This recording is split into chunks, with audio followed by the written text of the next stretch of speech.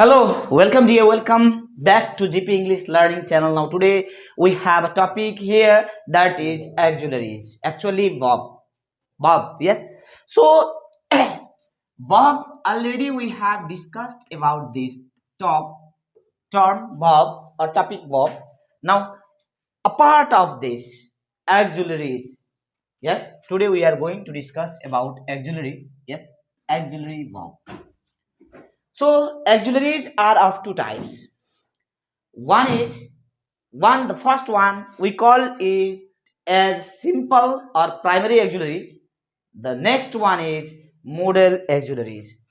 So for primary auxiliary,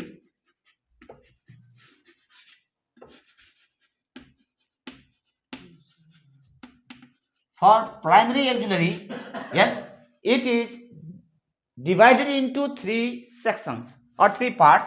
That is do, yes, be, do, have, and be. Or you can bring this here, it doesn't matter at all. Be, have, do, like this you can see. We can write here be auxiliaries, have auxiliaries, and do auxiliary. So auxiliaries are categorized into three different sections, that is be auxiliaries, have auxiliaries, and do auxiliary. In be auxiliary simply while reading structure of tense or while studying your structure of tense, you might have already got the idea about be auxiliaries. They are studied in is, am, are, was, and where. They comes under be auxiliaries. Yes, they are under be auxiliaries. And when we talk about this have, we have here has, have, and had. They comes under have auxiliaries, and for this do we have do, did, and does. So they are the used auxiliaries. And you know why do we use auxiliary? What are the uses? We use this auxiliary to give a clear meaning for your sensible sentence. The sentence you are making, it will give a good structure of that sentence, and it will give a clear meaning of that sentence. For example, let us use this, yes, while making sentence. So aim, let us use this aim first. So aim is used only with I. So I am riding a bicycle. So you see here, aim is used. So aim is used to make a sentence. From this we can see that this is for used for simple present and simple past. Simple present and simple past. Sorry, not simple. Present continuous and past continuous. Past and present continuous. These are the auxiliary, they are used for present and past continuous form. And likewise, while using this is used with singular subject. So for example, Rohan is watching TV. So here you see Rohan is singular, so we are using Rohan with is. With Rohan we are using is here. So it is used with singular, and whenever we are getting plural, then with plural we have to use this are. For example, they are they are they are running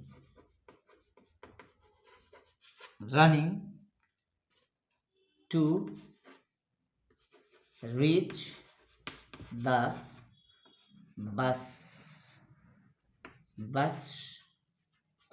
station or stand, to reach the bus stand. So are, they, are is used with they, plural. Likewise, whenever we talk about past, with past, was and where is used here. Wait, I have to rub it. Let's erase it.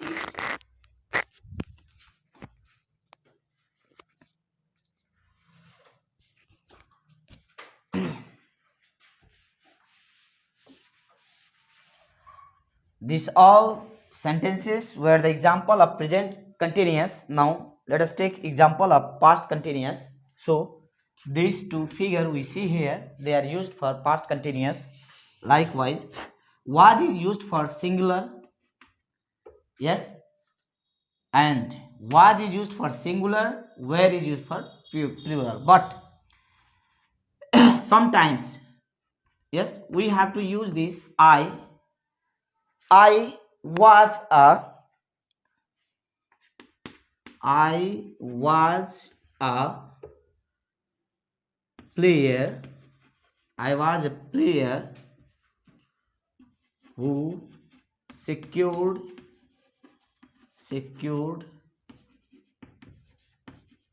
highest number of goals.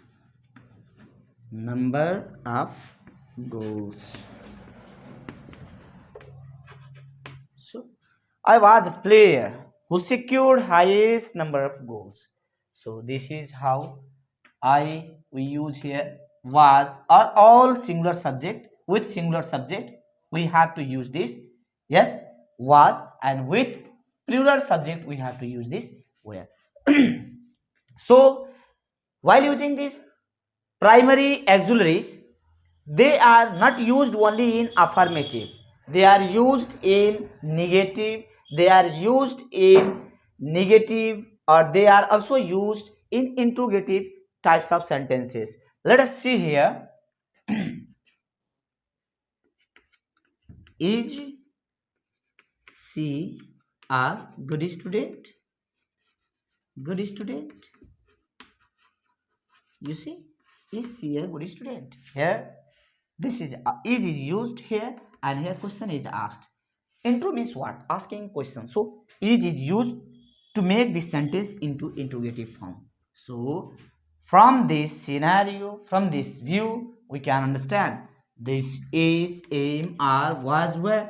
They are not only used for affirmative, rather it is also used for interrogative types of sentence, or it is also used for your negative sentences. For example, simply already I told in our previous chapter or in our previous lectures, we have already discussed that while making negative, easily we can make negative by adding, or by adding not, not, or short form of not, n apostrophe comma t. And when we use these two words with your auxiliary verb, then they are converted into negative. Let us do one here. Let us convert one. How we can convert one into negative? We can see here. आइए देखते हैं कैसे हम लोग negative में इसको change कर सकते हैं. चलिए एक सेंटेंस बनाते हैं पहले. एक सेंटेंस है, they are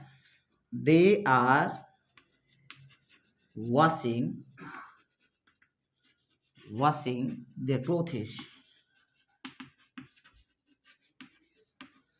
Yes, clothes. Now they, and already I told, when plural subject is here, then you have to use here are. Means plural is used with plural. So for that, let us change it into negative. So where to add this not or nt? At first we have to use this not. Yes, where to use? With auxiliary verb. Then what is auxiliary verb here? You see, they are auxiliary verb. Yes, you see, among these 1 2 3 4 5, which one is used here? Are is used. You see, are is being used here. So they are. Then where to use this not to convert this into negative? With this are. So let us add here are, not with are. They are not. Let's remain other thing as same. बाकी को जैसे के तैसे यहाँ लिख देते हैं। Washing their clothes, यह होते हैं आपके प्राइमरी एक्जुलरीज। तो प्राइमरी एक्जुलरी में यस प्रेजेंट कंटिन्यूअस और पास्ट कंटिन्यूअस के लिए हम लोग क्या यूज करते हैं, इज, एम, आर, और वहीं उसको पास्ट में ले जाएंगे, वहां यूज करेंगे हम लोग वाज और were. So is, am, are के साथ है, इज, एम, आर जब रहेंगे यस तो वह प्रेजेंट कंटिन्यूअस फॉर्म में है, और वाज और वेयर हैं तो वह पास्ट कंटिन्यूअस फॉर्म में है। और ये सिंपल सेंटेंस अफर्मेटिव में है, इनको निगेटिव में भी ले जा सकते हैं या इंट्रोगेटिव में भी ले जा सकते हैं। तो इंट्रोगेटिव में ले जाने के लिए हम आपको बताए हैं एक्जुलरी को आगे लाइए, अदर थिंग रिमेन सेम, बाकी सबको ऐसे ही छोड़ के लास्ट में क्वेश्चन मार्क देना है, और इससे आपको पता चलेगा कि वहां क्वेश्चन कर रहा है, प्रश्न पूछ रहा है, कुछ प्रश्न पूछ रहा है तो इंट्रोगेटिव हो जाते हैं। जैसे इसी सेंटेंस को हम लोग अगर they are washing present continuous में है, they are washing their clothes, ठीक। अब इसी को हम लोग इंट्रो में जब चेंज करेंगे तो इस जो एक्जुलरीज वर्ब हैं यस, या प्राइमरी एक्जुलरी या सिंपल एक्जुलरी भी कह सकते हो, अब इसको हम लोग कहाँ लाएंगे, सबसे पहले तो आर, उसके बाद आपका सब्जेक्ट आ गया आर दे वॉशिंग, बाकी सब जैसे के तैसे, वॉशिंग देयर क्लोथ्स, लो कर लो बात, हो तो गया कंप्लीट। सो मेरे कहने का मतलब इन सब का यूजेज एक अफर्मेटिव के लिए ही नहीं, निगेटिव के लिए भी है, इंट्रोगेटिव के लिए भी है। अब आइए क्लियर, इन सब बातों से आपको क्लियर हो गया होगा कि मतलब ये प्राइमरी एक्जुलरी क्या है, और कोई अगर आपसे पूछ ले बी एक्जुलरीज क्या है, तो बी एक्जुलरीज से आप कंफ्यूज नहीं होइएगा, इसको बी वर्ब भी कहते हैं। क्या कहते हैं, बी वर्ब। तो बी वर्ब क्या है, बी एक्जुलरीज क्या है, तो बी एक्जुलरीज के लिए यूज होते हैं इज, एम, आर, वाज और वेयर, यही 5 यूज होते हैं, इज, एम, आर, वाज और वेयर। तो ये आते हैं किस टर्म्स में, बी एक्जुलरीज में। अब आगे बढ़ते हैं, ऐसे ही हैव एक्जुलरीज में आते हैं, इसी के फॉर्म्स हैज, हैव और हैड। तो हैज और हैव ये तो प्रेजेंट के लिए यूज होते हैं, प्रेजेंट के लिए यस, प्रेजेंट के लिए दोनों यूज होते हैं। तो सी सिंगुलर है ना, तो सी के साथ हम लोग लगाएंगे हैज यस। अब लेकिन कंफ्यूज मत होइएगा, हैव के लिए अब आप कहोगे सर आई, तो आई के साथ हैज यूज्ड नहीं होता है, आई के साथ हैव ही होता है यस, आई के साथ हैव होता है, एक कंडीशनल है। तो आई के साथ आप भूलिएगा नहीं कि आई के साथ हैज, आई सिंगुलर होते हुए भी आई और वी, एक आई और वी ऐसे वर्ड्स हैं जिनके साथ सिर्फ हैव यूज होता है, नहीं तो इसके अलावा सिंगुलर सब्जेक्ट रहेगा तो हैज लगाइएगा प्रेजेंट, ठीक है, प्रेजेंट परफेक्ट के लिए। और जब प्लूरल सब्जेक्ट रहेंगे, जैसे दे हो गया, राम एंड श्याम यस, अब Ram, Shyam and there classes have, अब जहां प्लूरल आपको लगेगा तो आप क्या लगाएंगे, हैव लगाएंगे, ठीक है, दे हैव, वी है तो हैव, इस तरह से हैव। तो अरे भैया जस्ट चिल, देखिएगा अब हैज और हैव तो लगा लिए, अब तो ये कि यहां छूट गया सर, इसका क्या, इसको क्या करना है, तो इसका भी जस्ट चिल, हाँ जल्दी नहीं है, कोई जल्दीबाजी नहीं है, इस हैड को लगाना है चाहे सिंगुलर रहे या प्लूरल रहे। जब पास्ट का बात आता है तो हमें क्या लगाना होगा, हैड लगाना होगा, आइदर सिंगुलर और प्लूरल डजंट मैटर, चाहे सिंगुलर रहेगा या प्लूरल रहेगा, it doesn't matter at all, ठीक है। तो यहां हैड लगाना है, ठीक है। कब हैड लगाना है, जब पास्ट रहेगा, कब पास्ट रहेगा तब। अगर प्रेजेंट है तो हमें हैज और हैव ही लगाने हैं। उसमें अंतर यही है, अगर सिंगुलर सब्जेक्ट है तो हैज लगाइएगा, प्लूरल सब्जेक्ट है तो हैव लगाइएगा। अब डू कब लगाने हैं? हाँ, ये कंफ्यूज करता है। डू कब लगाने हैं ये आपको कंफ्यूज कर सकता है। आइए हम आपको बताते हैं डू एक्जुलरीज आपको कब कब लगाने हैं। अभी हम क्या पढ़ रहे हैं? Primary auxiliaries. Yes, primary auxiliaries. Primary auxiliary में हैज हैव कब लगाने हैं, was were, is am are कब लगाने हैं, हम तो जान ही गए। अब आइए हम जानते हैं डू डीड डज कब लगाने हैं। ये भी प्राइमरी एक्जुलरी में ही आते हैं। डू और डज जो है कि डू और डज हम कब लगाएंगे? यह सिंपल प्रेजेंट के फॉर्म में जब रहेगा तब डू और डज लगाने हैं। और डीड कब लगाने हैं हमें? जब वह पास्ट में रहेगा तब लगाने हैं। कब लगाने हैं? जब पास्ट में रहेगा तब लगाने हैं। आप अफर्मेटिव सिंपल सेंटेंस बनाएंगे जैसे कि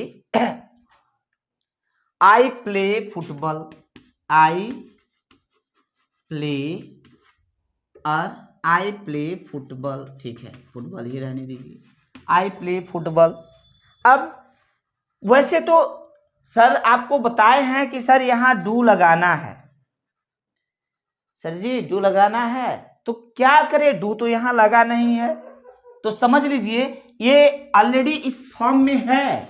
यहाँ डू आप डू लुप्त है, डू यहाँ है ऑलरेडी, डू ऑलरेडी यहाँ है। आप समझिए कि सिंपल प्रेजेंट टेंस में दिख नहीं रहा है पर डू ऑलरेडी यूज्ड है V1 में। अब यहाँ हम लोग क्या करेंगे? जब इसको अफर्मेटिव या निगेटिव करते हैं तो डू कैसे लगाना है? आई, अब इसको निगेटिव में जैसे बदलेंगे तो निगेटिव में बदलते ही क्या करना होगा?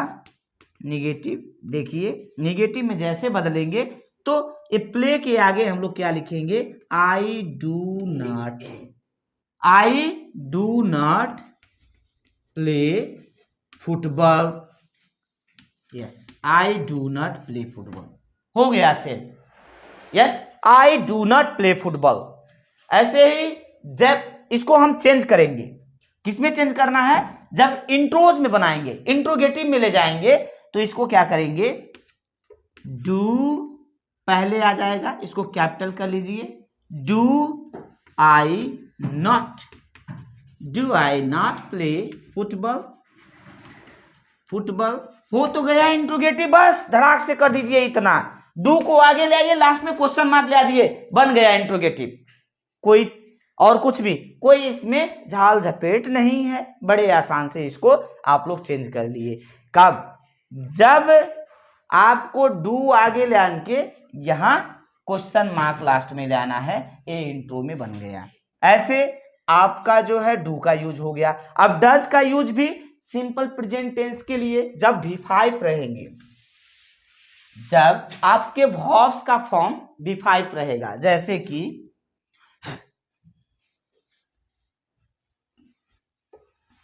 सी plays guitar, C plays guitar. Now C plays guitar. अब सी प्लेज गिटार, पहले तो यहां प्लेज क्यों लिखा गया? यस, यहां प्लेज हम क्यों लिखे हैं आइए जानते हैं। प्लेज क्योंकि यहां सिंगुलर सब्जेक्ट है, सी मतलब अकेली है, तो सिंगुलर सब्जेक्ट के साथ यहां V5 लगाया जाता है। यस, यहां प्लूरल सब्जेक्ट रहेंगे तो यहां V1 लगेगा, कंफ्यूज नहीं होना है। Singular subject V5, plural subject V1, ऐसा करना है। तो अब यहाँ V5 है तो समझ लीजिए जब ये V5 है वर्ब, तो यहाँ हमें अगर निगेटिव करना हो या इंट्रोगेटिव करना हो, चलिए पहले निगेटिव में चेंज करते हैं। इसी को निगेटिव में करने के लिए इसको हम लोग क्या करेंगे? सी प्लेज है इसलिए डॉज ले आना होगा, V5 है इसलिए डॉज, तो डॉज में ही नॉट लगाएंगे, प्लेज में नॉट नहीं लगाना है। कई लोग क्या करते हैं धड़ाक से बस कुछ सोचना उचना नहीं है। सर कह दिए भैया निगेटिव करो तो इसमें जाके नॉट जोड़ो कर देते हैं, सी प्लेज नॉट फुटबॉल लिख देते हैं, गलती हो जाता है, गड़बड़ हो जाता है। भैया गड़बड़, ऐसा गड़बड़ नहीं करना है राजू, गलती मत करो। तो आपको ऐसा नहीं करना है भैया, समझो था, थोड़ा दिमाग लगाओ। आपके पास थोड़ा अगर भगवान ने दिया है दिमाग, उसको लगाओ जी। क्या करना है, प्लेज के लिए डज ले लो और डज में आप भैया नॉट लगाओ और जो है इसे बोल्ट समझो, इसमें नट ले आके लगा दो तो बोल्ट के साथ नट को जोड़ दो तो सी डज नॉट प्ले। अब यहाँ प्लेज नहीं रहा, उसके लिए तो डज ले आ दिए हैं तो भैया प्ले लिखिए ना धीरे से, गीता, ठीक है, हो गया, बन गया जी। अब इसी को आयो जी, आयो राजा, इसको बनाते हैं अब इंट्रोगेटिव में कैसे होता है। तो डज को आगे ला दीजिए, डज, ठीक है, डज सी प्ले गिटार, ठीक है, does she play guitar, question mark, yes you right, yes got completed. अब आपका प्राइमरी एक्सुलरीज के लिए डू का फॉर्म, यस डू का फॉर्म V1 और V5 के लिए तो हो गया। अब आइए हम लोग चलते हैं पास्ट के लिए, मतलब V2 के लिए क्या करना है। V2 के लिए दिख रहा है ना यहीं बगलिया में, वो लिख दिए हैं डिड, उसी को ले आकर धड़ाक से बस लिख दीजिए, यस। अब जैसे कि चलो सोहन ले देते हैं, बड़े मस्त हैं ये, थोड़ा पिया हुआ है लेकिन फिर भी अच्छे इंसान हैं, कभी कभी सिगरेट भी पी लेते हैं, दारू भी पी लेते हैं, लेकिन फिर भी ठीक हैं, कभी कभी गुटखा भी खा लेते हैं तभी ठीक हैं।